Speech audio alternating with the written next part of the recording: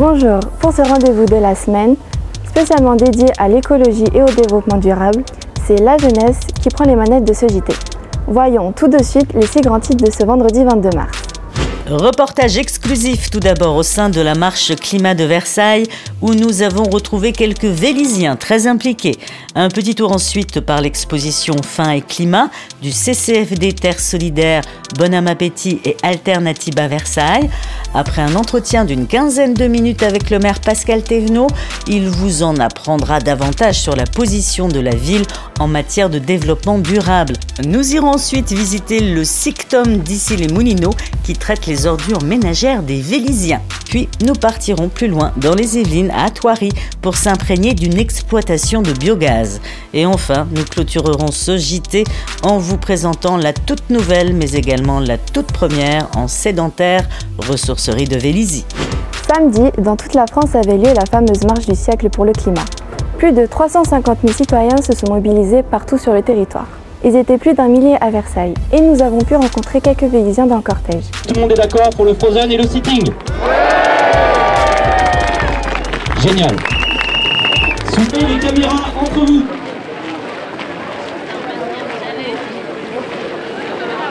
On ne bouge plus. 3, 2, 1. Plus personne ne bouge.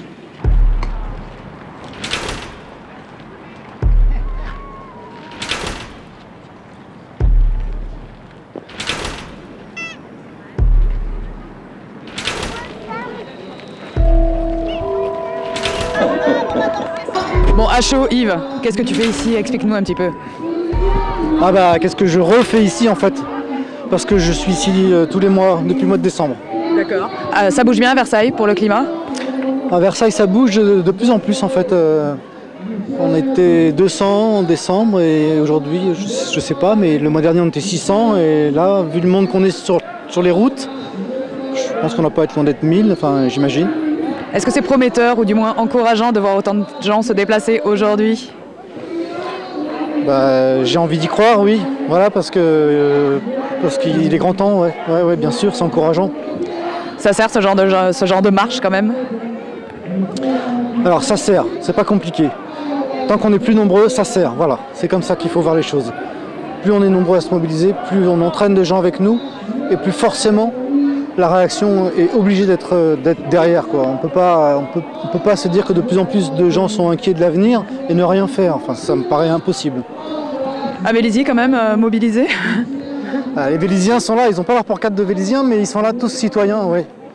C'est en marchant qu'on change le climat. C'est en marchant qu'on change le climat. Les petits pas, ça suffit pas, les petits pas, ça suffit pas, les petits pas. Plus chaud que le climat, on est plus chaud que le climat. Léa, expliquez-moi, qu'est-ce que vous faites là dans cette marche? Donc, le changement climatique, c'est un sujet qui implique tout le monde sur la planète et même la biodiversité. Donc, il faut adresser ce sujet. Le problème, c'est qu'actuellement, on sait que c'est un vrai problème, mais nos gaz à effet de serre, c'est en train de monter en France. Pendant 2 ans, nous sommes en amont au lieu de descendre. Donc, il faut réagir. Ces mouvements, c'est un mouvement de base, c'est ce qu'on a besoin. C'est un mouvement pour adresser le changement climatique et aussi l'injustice sociale. Les deux sont liés ensemble dans cette marche aujourd'hui. Est-ce que tout est encore possible, Léa? Est-ce que vous y croyez? Et donc, nous avons toujours le temps. Le scientifique nous dit qu'on a 11 ans de changer nos systèmes et rester sous un réchauffement de 1,5 degré. Il faut le faire, il faut le changer, mais il faut réagir maintenant et aujourd'hui. Est-ce que vous trouvez la jeunesse concernée? On était en train d'en parler par rapport à cette fameuse grève de la faim qui a été initiée hier, vendredi 15 mars. Exact. Donc, ce mouvement est nouveau et pour moi donne beaucoup d'espoir. Il y a 1 an, ce mouvement n'était pas trop suivi. La grève pour le climat en France, c'était la première qui s'est passée hier. Il y a plus que 10 000 étudiants dans la rue. Voilà, on passe devant le portrait de Greta Thunberg, qui est vraiment un symbole de ce mouvement. c'est leur avenir qui est en jeu. Ils comprennent et ils demandent à nous, les adultes, de réagir correctement. Et si on écoute les paroles de Greta, elle demande clairement que les politiques doivent écouter les scientifiques. Action, transition, action, transition, action, transition. C'est maintenant, c'est pas plus tard. C'est maintenant qu'il faut agir. Yvette, quelques mots, qu'est-ce que vous faites dans cette marche? On se doute bien. Enfin, pas grand-chose, hein. Si ce n'est porter un nez rouge. Pour le climat, on se repose.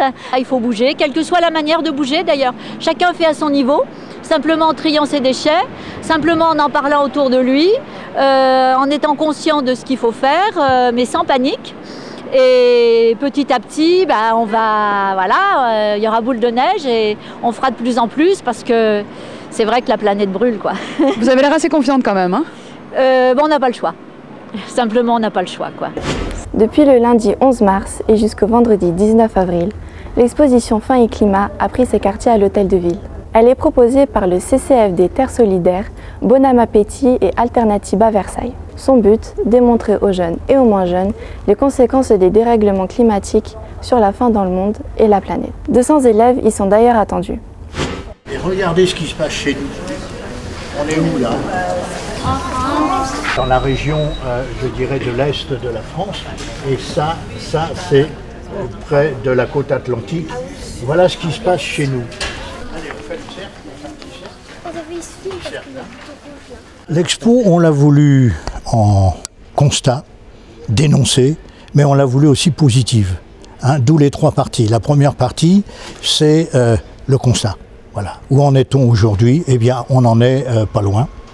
Après la COP21, malheureusement, la COP24, elle, n'a pas eu beaucoup de résultats. C'est ce qui a déclenché la volonté de faire cette expo. Et on s'appuie sur les rapports de l'ONU, de la FAO, l'augmentation permanente depuis 3-4 ans de la faim dans le monde. Ce qui n'est pas normal alors que la planète peut nourrir tout le monde. Qu'est-ce qui se passe? Pourquoi? On ne cherche pas de responsabilité, on ne veut pas qu'on dise ce sont les hommes, c'est la nature. Non, on fait un constat. 1 million, ça veut dire quoi? Entre 2016 et 2017, 13%. Eh ben oui. Et pourquoi ça a augmenté? Oui. Pourquoi ça a augmenté le nombre de personnes qui souffrent de la faim dans le monde? Parce qu'il y a de la pollution. On vient de le voir, parce qu'il y a des dérèglements climatiques. Il y a des inondations en ce moment au Mozambique. Qu'est-ce qui s'est passé au Mozambique? Vous avez vu ça? Oui, alors il y a des cyclones. Ça date pas d'aujourd'hui. Il y en avait dans la préhistoire peut-être, mais il y en a. Mais il y en a de plus en plus nombreux. C'est ça le problème. Et quand il y a des inondations, ce sont des inondations catastrophiques qui mettent tout en l'air. Et on va voir les conséquences notamment de la sécheresse et des inondations. Ensuite, à partir de ce constat, quelles sont les causes? Et on voit qu'il y a plusieurs causes, il y a les conflits, et entre autres, il y a le climat. Les dérèglements climatiques ont une influence directe sur la faim dans le monde, donc on dénonce ces dérèglements climatiques. On a beaucoup de photos pour montrer les conséquences. Donc les ours, ils ont presque plus rien à manger? Ben non, voilà. Regardez l'ours en bas, regardez l'ours en bas, il n'a pratiquement plus rien comme espace pour vivre, oui. Et aussi, le réchauffement climatique, ça veut dire qu'il va faire plus chaud et que du coup, les banquises, elles vont se décoller et que peut-être les ours, ils vont être sur les banquises et du coup, ils vont être coincés et mourir. Ça aura des conséquences pour les animaux comme pour les hommes, ça c'est vrai. Et ensuite, on dit, on n'en reste pas là, on agit. Alors on agit là-bas, le CCFD Terre Solidaire agit dans les pays en voie de développement ou les pays pauvres. En 2017, on a eu 688 projets que l'on soutient. On n'est pas tout seul, hein, on ne met jamais tous nos œufs dans le même panier, mais 688 projets dans 60 pays. Et on agit aussi ici, parce que c'est le titre de l'affiche. Hein. On peut faire des choses à Vélizy. Alors avec qui? Avec la MAP de Vélizy, Bonhomme Appétit, Alternativa Versailles, qui a organisé la marche pour le climat de samedi dernier. Oui, tout ça est lié. On est tous ensemble pour montrer qu'on peut faire des choses, qu'il y a du concret que l'on peut réaliser. Et là, les enfants ce matin l'ont très bien compris. Hein, vous l'avez vu sur la réduction des déchets, sur le jean, sur le téléphone portable. Voilà. On aura 320 élèves de Vélizy collège Maryse-Bastier et les écoles élémentaires qui vont venir la visiter. Alors justement, Daniel, vous qui faites ça auprès de la jeunesse depuis une vingtaine d'années, comment percevez-vous l'évolution en fait, des mentalités justement chez les jeunes et de la prise de conscience? Ce qui m'a toujours surpris, c'est qu'on a des idées sur les jeunes, moi le premier, parce que les jeunes évoluent avec la société dans laquelle ils vivent, comme nous. Mais ils connaissent énormément, vous l'avez dit tout à l'heure, on est surpris par leurs réponses. Qu'est-ce que tu as retenu de cette journée? Il faut surtout acheter des produits locaux et de saison, sinon ça met en danger la planète. Pour la pollution, parce que par exemple un jean ça peut parcourir jusqu'à 65 000 km. Et donc ça pollue beaucoup parce que les avions, les camions, les bateaux, tout ça met en danger la planète, le réchauffement climatique, parce que dans le siècle qui arrive, si on ne fait pas quelque chose, ça va augmenter la température de 2 degrés. Donc ça va faire augmenter la mer, qui va faire engloutir des îles qui sont déjà très basses. D'accord. Donc les adultes doivent réagir absolument maintenant, quoi. Oui. Pour ton avenir. Oui, c'est pour ça qu'on est allé... Et aussi les enfants, car comme on le dit, on est l'avenir, on va dire. Ouais. Donc je pense que c'est bien que toutes les écoles ont été à cette exposition, comme ça on sait qu'est-ce qu'il faut faire pour demain. Super. Et toi, qu'est-ce que tu en penses de tout ça? J'en pense que c'est très bien, parce que du coup on saura quoi faire pour en quelque sorte influencer nos parents et leur dire comment sauver la planète. Voyons désormais plus spécifiquement ce que la ville de Vélizy-Villacoublay fait réellement en termes d'écologie. Entretien privilégié entre le maire Pascal Thévenot et notre journaliste Émilie Garde. Bonjour Monsieur le maire, et merci à nouveau d'accepter de nous recevoir dans votre superbe bureau. Bonjour. Alors, un peu 3 mois après que vous nous ayez déjà reçus pour un entretien privilégié, c'était cette fois-ci sur les transports. Nous allons parler aujourd'hui d'une autre thématique qui est un petit peu d'ailleurs la résurgence des transports. Nous allons parler écologie et développement durable, notamment à la lueur des événements récents. Vous n'êtes pas sans savoir que le 16 mars a été une grosse journée internationale, également hexagonale, je vais y arriver, pour la marche pour le climat. Beaucoup de gens se sont déplacés, et notamment en France. À Vélizy TV, nous avons eu envie de resserrer l'étau et de nous intéresser à la dimension locale. Et là va être ma première question. Monsieur le maire, comment situeriez-vous la ville, Vélizy-Villacoublay, en termes d'écologie? En fait, comme pour le reste, on se veut assez innovant, et il n'y a pas un projet où la dimension, je dirais, plus environnementale et protection de notre planète n'est pas prise en compte.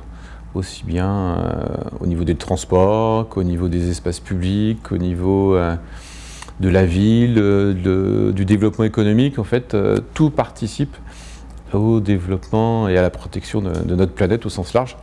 Et c'est une dimension qui nous échappe jamais. Alors si vous deviez nous citer quelques exemples justement où la ville se distingue un petit peu en termes d'écologie, d'initiatives qui ont été mises en place, qu'est-ce que vous nous répondriez? Alors juste au niveau du transport, on a obtenu avec Île-de-France Mobilité d'avoir le premier dépôt de bus totalement électrique d'ici 2 ans. Donc on avait déjà eu des expérimentations avec des bus électriques, et là les 100 bus qui desservent Vélizy vont être totalement électriques. Donc là il y a un nouveau dépôt. Ça sera un des 2 dépôts en Île-de-France totalement électrique. Et puis on a aussi des navettes autonomes qui vont être testées. On a le téléphérique qui réapparaît de manière assez forte là. Et puis au niveau de l'environnement, Louvois par exemple, on l'avait défini le projet pour qu'il soit un écoquartier. Donc aussi bien au niveau de la gestion de l'eau, au niveau du choix de toutes les espèces, aussi bien des arbres, des plantes, des fleurs, pour que ça participe en fait aussi bien à une faible consommation, des essences locales et avec peu d'entretien. Donc c'est comme ça qu'on est devenu, on a été désigné le premier écoquartier d'Île-de-France. Maintenant il y en a une 50aine. Et qui avait été désigné à l'unanimité du conseil régional. Et après, des choses dont on est un peu plus fiers et qui ont mis du temps, et qu'on avait fait notamment avec Ursine Nature, avec qui on travaille beaucoup, c'était, on avait depuis des années des problèmes de pollution du Trou-au-Grand. qui reçoit en fait toutes les eaux de pluie. Et on a mis 4 ans, mais on est arrivé parce qu'il a fallu beaucoup d'études et puis de préparation aussi du terrain à dépolluer de manière naturelle toutes les eaux qui se déversent dans le Trou-Augan. Donc avec du Galbion, quand vous êtes sur la rue du Cimetière, vous pouvez regarder à droite, il y a tout un cheminement qui est fait et avec une dépollution naturelle, ce sont les végétaux en fait qui dépolluent toutes les eaux qui arrivent sur le Trou-Augan. Et puis comme on ne peut pas échapper de temps en temps à des eaux qui arrivent de manière naturelle, mais par des cheminements qui n'ont pas été prévus. Il suffit d'y aller, vous avez une île qui a été construite et qui permet aussi de dépolluer les eaux de fuite qui seraient arrivées dans le Trou-Augan. Et la végétation a pris possession de cette île, mais aussi les oiseaux ont pris possession pour nicher de cette île, et puis les poissons maintenant se protègent aussi en dessous. Donc là, c'est quelque chose aussi d'innovant dans la dépollution. Après, on peut prendre beaucoup d'exemples sur quelque chose qu'on avait fait dès le début. On avait remis en place des prairies, donc toutes les prairies le long du tram, pour à la fois redonner place aux insectes, aux papillons, aux oiseaux. Et là, alors c'était assez compliqué, parce qu'en fait, il faut faire comprendre, il y a une partie de la population qui comprend tout de suite, une autre partie qui considère qu'on n'entretient plus les espaces verts. Donc c'est pour ça que pour montrer qu'on entretient quand même, on passe toujours la tondeuse en bordure de parcelles pour que les gens qui ne voient pas ça spontanément s'aperçoivent que c'est entretenu. Et puis maintenant, on a retrouvé des fleurs, des végétaux qu'on avait perdus. Et puis là, à cette période, en plus, on a pris l'habitude maintenant de replanter les anciens sujets, comme les jonquilles, dans ces prairies. Et ce qui fait que maintenant, on a des belles rivières fleuries, soit en entrée de ville, et puis tout le long du tram, qu'on améliore tous les ans en prenant, en fait, c'est vrai que dans les espaces fleuris, les créations fleurales, on a toujours des nouveaux végétaux. On a lancé une grande étude de la biodiversité. C'est comme ça qu'on s'est aperçu qu'on avait des espèces protégées au niveau... et aussi pour ça, il y a la lumière en fait qui a un impact nuisible pour cette biodiversité, et puis même pour nous au quotidien. Donc à la fois pour faire des économies et pour mieux répondre aux usages, on est en train depuis 2 ans maintenant, de revoir tout l'éclairage public en LED, mais avec des couleurs et des intensités qui sont différentes suivant les lieux, et notamment la trame qui longe la forêt. On est en train de la changer pour que ça ne soit pas nuisible et perturbant pour l'espace naturel qui se trouve au niveau de la forêt, aussi bien au niveau des animaux que des végétaux. Et on est aussi accompagné par les entreprises qui s'implantent, respectent aussi ça. Et on a des choses aussi qui sont plus ludiques. Vous pouvez voir les moutons qui sont là maintenant depuis plusieurs années, qui vont revenir puisque l'hiver à Lyon-Bergerie quand même. Mais voilà, ça permet aussi de mieux gérer la tonte de certaines prairies. Et puis à la fois une source aussi d'économie. Là, maintenant, on va avoir des boutons autour de la chaufferie cette année. Ça avait déjà commencé l'année dernière. Donc là, pareil, c'est un bel espace, une belle prairie. Mais vous avez aussi, chez Dassault Systèmes, vous avez des moutons. Il y a, et on le voit, même les ruches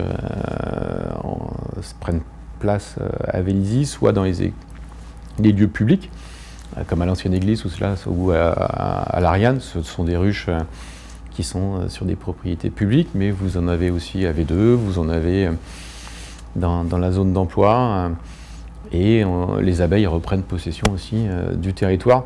Cette année, par exemple, on a une production de miel qui était beaucoup plus abondante que les années précédentes.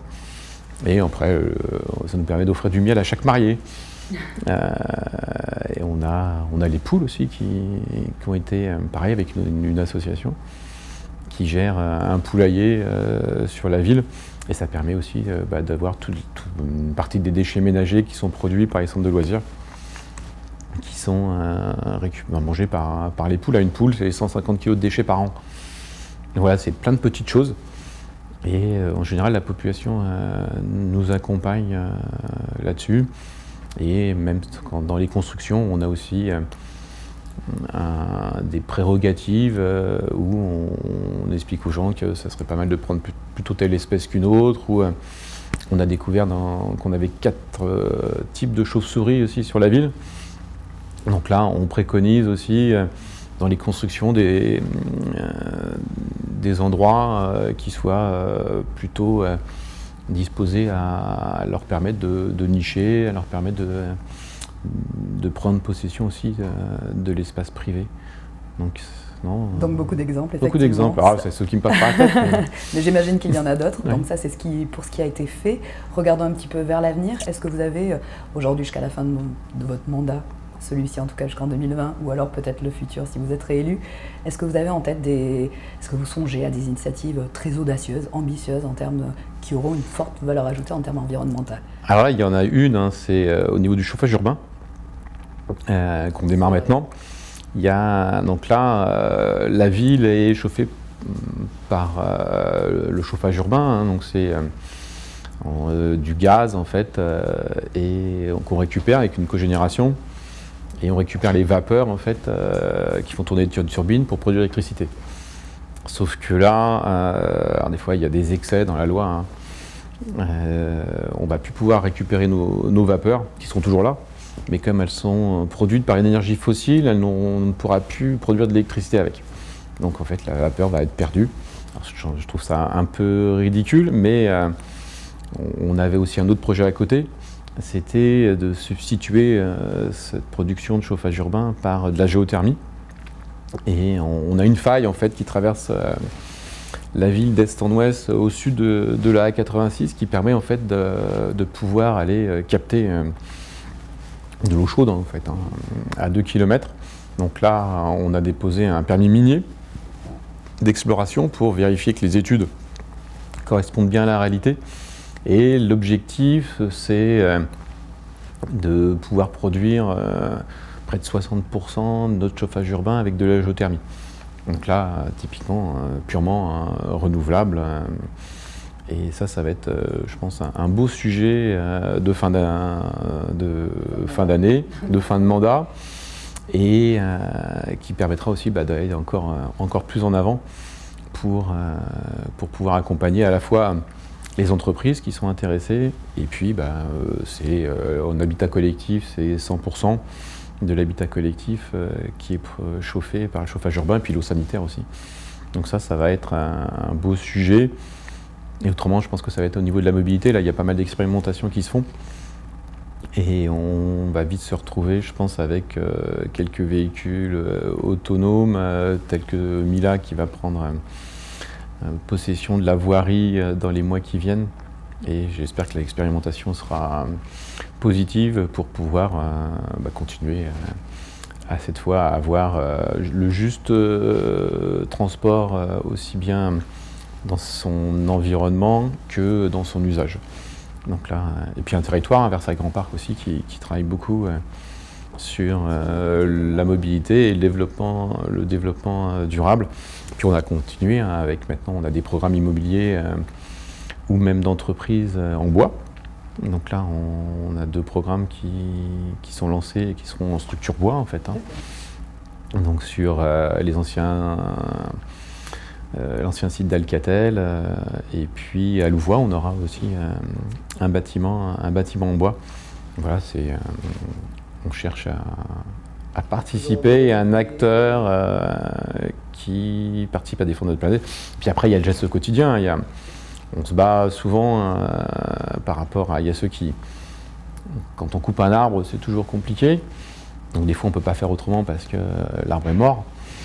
Mais si on veut faire attention au réchauffement de notre planète, en dehors du carbone, le réchauffement de notre planète, si on coupe les arbres, on y participe aussi. Donc là, on est assez, alors de temps en temps, c'est des grosses batailles avec certaines copropriétés de temps en temps, mais pour ne pas couper les arbres simplement par du confort. Oui, quand on plante des arbres aussi, on essaie de planter des arbres de taille généreuse, et Louvois c'est ça aussi. Là ça va être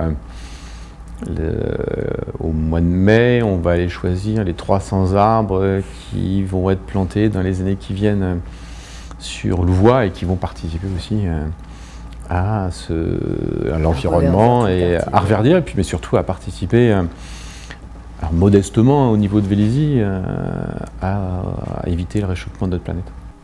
Dernière petite question, Monsieur le maire, justement vous parliez de gestes au quotidien.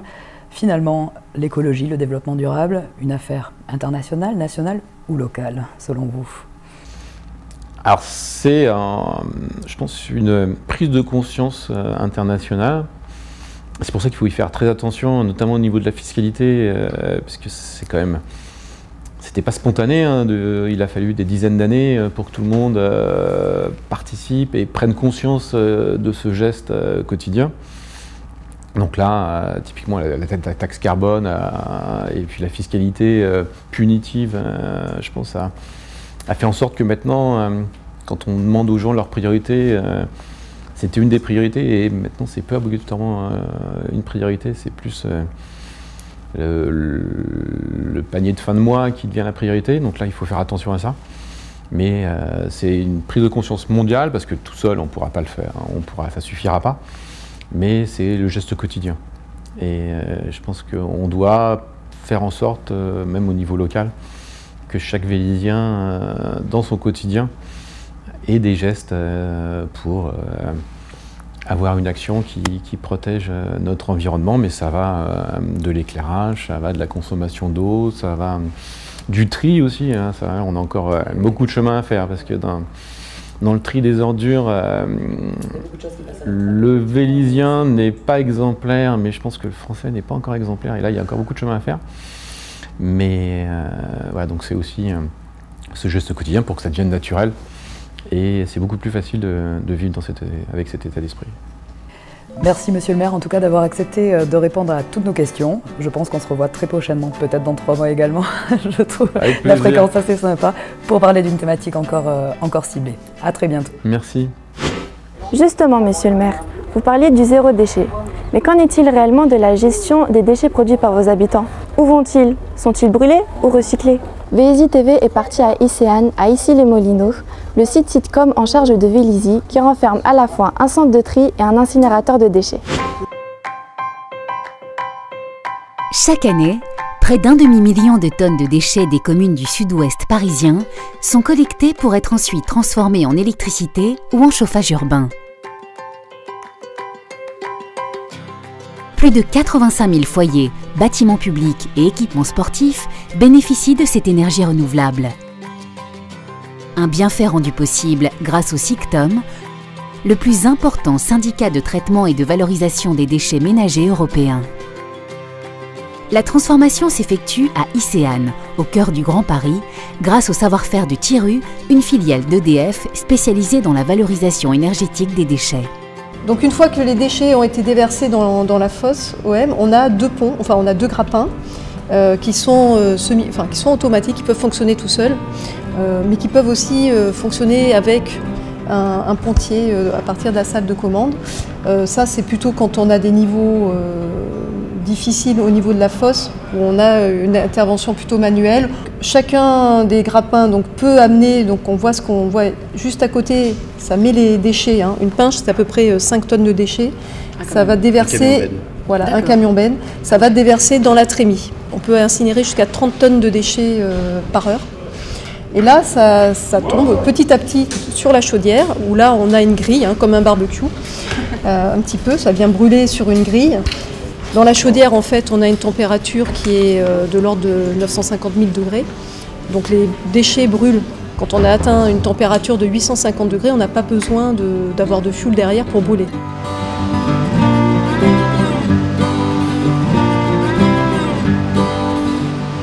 Aujourd'hui, les capacités d'incinération du SICTOM, et depuis une vingtaine d'années, donc depuis le choix d'Icéane où nous nous trouvons, est de baisser de manière importante donc la capacité de traitement des usines. Icéane, c'était 25% de moins par rapport à l'usine ancienne qui se situait sur Issy-les-Moulineaux déjà. Ivry, demain, c'est 50% de moins en incinération que l'usine actuelle. 50%, c'est simplement passer de 700 000 tonnes incinérées par an à 350 000 tonnes. C'est un pari sur l'avenir. Le SICTOM parie sur la baisse de la production des déchets par l'habitant. La difficulté, c'est que ce territoire extrêmement urbain dense continue de se densifier, la population augmente, pas tant sur Paris mais sur les départements de Petite Couronne, et nous avons une production d'ordures ménagères qui malheureusement continue de progresser, malgré tous les messages forts de sensibilisation, de prévention, malgré l'augmentation des collectes séparatives d'emballage. Voilà, malgré la mise en place des collectes séparatives sur les biodéchets, nous avons une production d'ordures ménagères qui augmente.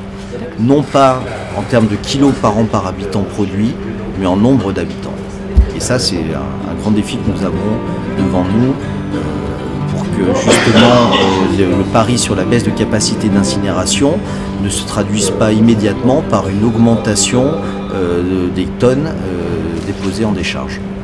Évadons-nous maintenant encore un peu plus loin, à Thoiry, dans les Yvelines, pour y découvrir une autre façon de gérer ces déchets. Rencontre avec Colomba et Sylvie, deux exploitantes de biogaz. Une vidéo réalisée par notre partenaire, Suprême Production.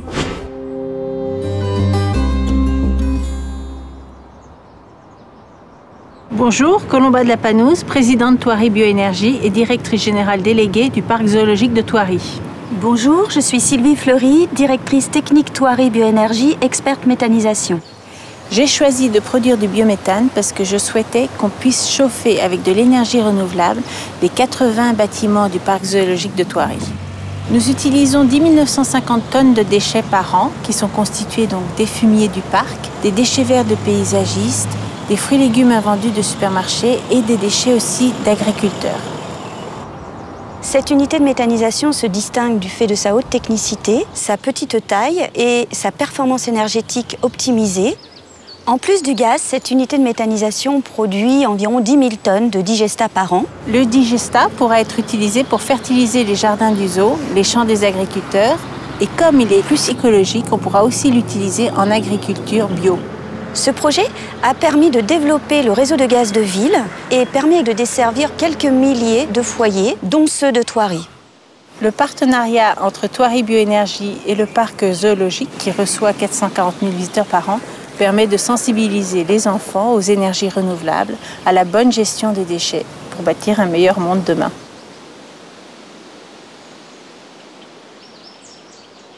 Pour terminer ce JT spécial écologie, nous revenons à Vélizy pour y découvrir la seconde vie que vous pouvez donner à vos objets et matériaux. La ville dispose désormais d'une ressourcerie basée à la place de l'ancien commissariat de la police nationale.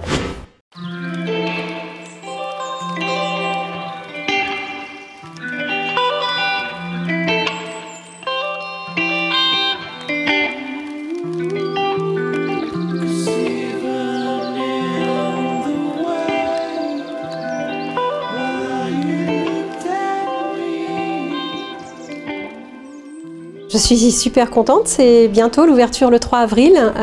Donc cette ressourcerie va être axée sur les loisirs. Le constat, c'était qu'il y avait un tissu associatif extrêmement dense à Vélizy et que c'était l'occasion de faire quelque chose de très très local, puisque les ressourceries ont pour but de faire du local. Donc le but est d'accueillir des objets qui ont un rapport avec les loisirs, que ce soit des loisirs liés à l'environnement, la nature, au sport bien sûr, puisqu'il y en a énormément sur Vélizy, mais aussi tout ce qui est art, que ce soit les arts visuels, les arts sonores, les arts graphiques, le loisir créatif, etc. Et ça se passera toujours évidemment en partenariat avec les associations qui sont sur Vélizy, qui peuvent avoir soit des choses à donner parce qu'elles ne les utilisent plus, soit parce que leurs adhérents ont des choses à donner. Et puis moi, je pourrais aussi évidemment dans l'autre sens faire des dons, voilà, en plus de la vente dans cette boutique. Nous sommes donc ouverts les mercredis et les samedis. Les matinées sont réservées au dépôt de 9h à midi. Et puis les ventes sont réservées à l'après-midi de 14h à 19h. Donc au final, Claire, tu comptes monter des petits partenariats comme ça, des collaborations voilà, de bon sens avec les associations. Mais je crois savoir que tu as également un partenariat avec les ressourceurs de Jouy, dont tu émanes. Oui, bien sûr. Donc les ressourceurs de Jouy, qui existent depuis 1 an et demi sur Jouy, est une ressourcerie généraliste. Ils vont donc petit à petit inciter les donateurs à venir sur Vélizy pour apporter tout ce qui a rapport avec les loisirs. De mon côté, si jamais au début il y a des petits objets qui ne correspondent pas à ce que je peux prendre, descendre, je les inviterai à venir faire 10 minutes de voiture de plus pour le descendre à Jouy. C'est important comme partenariat aussi. Alors tu n'es pas à ton galop d'essai en termes de ressourcerie, c'est la première sédentaire que tu vas avoir, mais tu en as déjà fait 2 éphémères, il me semble, à Vélizy. Comment se comporte le Vélizien finalement par rapport à une ressourcerie? Est-ce qu'il donne, est-ce qu'il achète? Alors si je me fie à ce qui se passait dans les ressourceries éphémères de la Salicar, dans laquelle j'étais avec les ressourceurs à l'époque, puisque le projet était avec les ressourceurs, les gens donnaient énormément. Il faut savoir que c'est entre 300 et 500 kilos par jour. Donc les Véliziens, oui, ont participé beaucoup, ont beaucoup acheté aussi. Ça s'est vraiment très très bien passé. J'ai bon espoir que ça fonctionne pareil ici. Pour ce week-end, plusieurs rendez-vous. N'oubliez pas tout d'abord que la fête du printemps continue. Samedi également, de 15h à 16h30 à la médiathèque, atelier fabrication de produits zéro déchet. Et enfin, dimanche, de 10h à 16h, ce sera l'Yvelinoise organisée par le club de gym volontaire de la ville. Pas moins de 7 activités seront proposées en salariat. Merci à tous d'avoir suivi VSI TV pour ce JT spécial écologie. N'oubliez pas de penser à votre planète. Allez, bon week-end à tous.